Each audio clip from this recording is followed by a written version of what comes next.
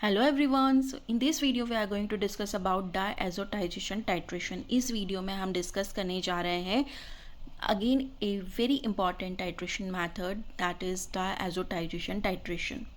So let's start with the introduction.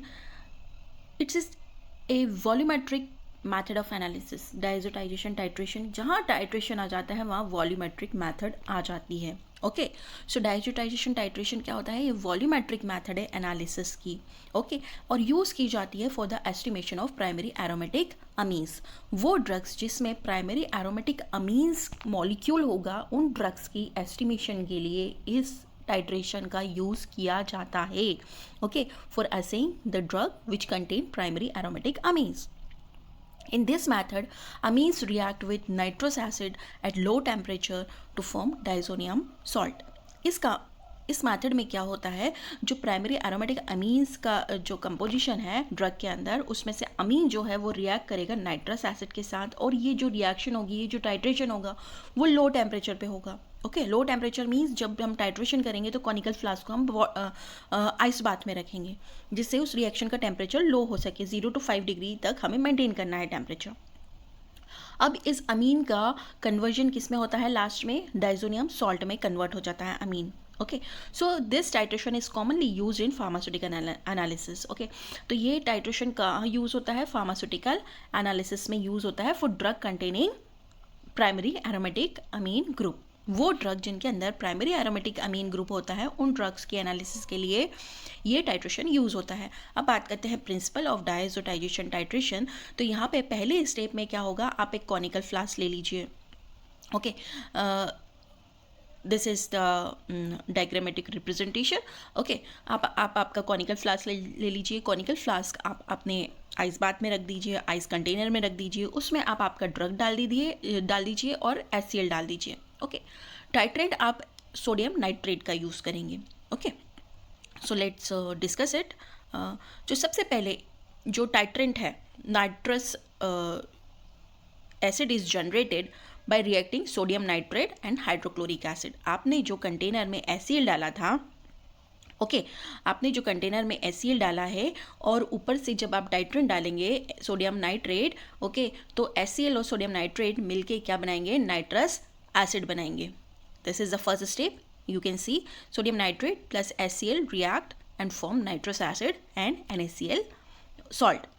Okay, now what happen in second step? Second step में क्या होगा? Primary aromatic अमीन जो आपने drug डाला है, HCl के साथ आपने जो अमीन डाला है, वो इस नाइट्रस एसिड के साथ रिएक्ट करेगा.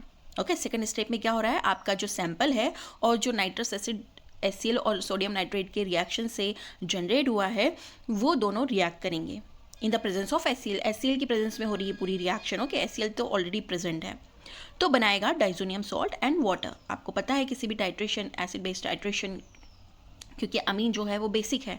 ओके, तो जब एसिड और बेस रिएक्ट करते हैं तो सॉल्ट बनता है एंड वाटर बनता है, ये हमें पता है. तो यहाँ पे डाइजोनियम सॉल्ट एंड वाटर का फॉर्मेशन होगा. सो यही प्रिंसिपल है. Nitrous acid is generated by reacting sodium nitrite and hydrochloric acid.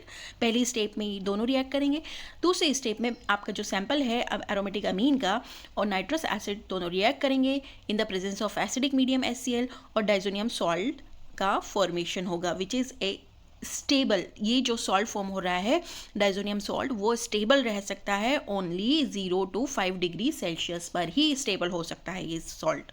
Okay, अगर आप टेम्परेचर बढ़ा देंगे, अगर आपने टेम्परेचर मेंटेन नहीं किया, तो जो नाइट्रोजन गैस N2 जो है वो एस्केप आउट हो जाएगा कंपाउंड में से. ओके, और कंपाउंड अनस्टेबल हो जाएगा. आप प्रोसीजर देख लेते हैं. तो आपको वे करना है, एक्यूरेटली वे करना है आपका सैंपल कंटेनिंग प्राइमरी एरोमेटिक अमीन. जो भी सैंपल ड्रग का है उसको आप प्रॉपर अमाउंट में वे कर लीजिए, जो भी प्रोसीजर में आपको दे रखा है IP में. Okay, then dissolve this sample in dilute hydrochloric acid. Dilute hydrochloric acid में इस सैंपल को डिज़ोल्व कर लीजिए. देन आप कूल कर लीजिए इस सॉल्यूशन को under ice bath 0 to 5 degree Celsius पर. अब आपकी ब्यूरेट को आप फिल कर लीजिए with standard sodium nitrate solution. Now titrate slowly with constant steering. अब आपको क्या करना है? इस सॉल्यूशन, आपके सैंपल सॉल्यूशन को टाइट्रेट करना है विथ कांस्टेंट स्टेरिंग के साथ. और हमें यहाँ पर एक्सटर्नल इंडिकेटर यूज़ करना है, starch iodine paper, to detect the end point of the titration. Okay. So the endpoint and indicator, starch iodine paper is used as an external indicator, and at the end point excess nitrous acid liberated iodine from iodide. क्या होता है, जब and point आता है तो जैसे ही excess amount of nitrous acid liberate होता है, आयोडीन जो है स्टार्च आयोडाइड पेपर का, iodine is converted into iodide. Okay, the paper turn blue due to starch iodine complex. Paper कैसा हो जाता है आपका, स्टार्च आयोडीन पेपर कैसा हो जाता है, it will turn blue due to starch iodine complex की फॉर्मेशन की वजह से. So at the end point appearance of blue colour on starch iodide paper. Condition हमें क्या रखनी है इस टाइट्रेशन की, so temperature should be maintain 0 to 5 degree Celsius. Very important condition है.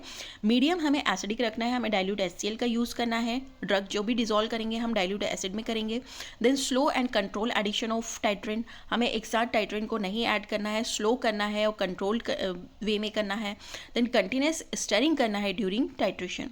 एप्लीकेशन क्या है इस टाइट्रेशन की, so the application is estimation of primary aromatic amines में यूज़ होता है, use in the analysis of drug like sulfanilamide, procaine, benzocaine, and it is used in pharmaceutical quality control, applied in organic and medicinal chemistry.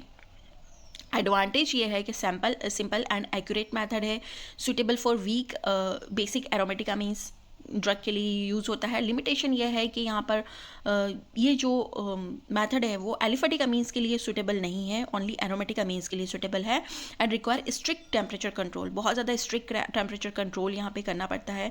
And diazonium salt are unstable at higher temperature. जो भी product बन रहा है वो unstable हो जाता है at higher temperature. So this is all about the diazotization titration. Thank you very much.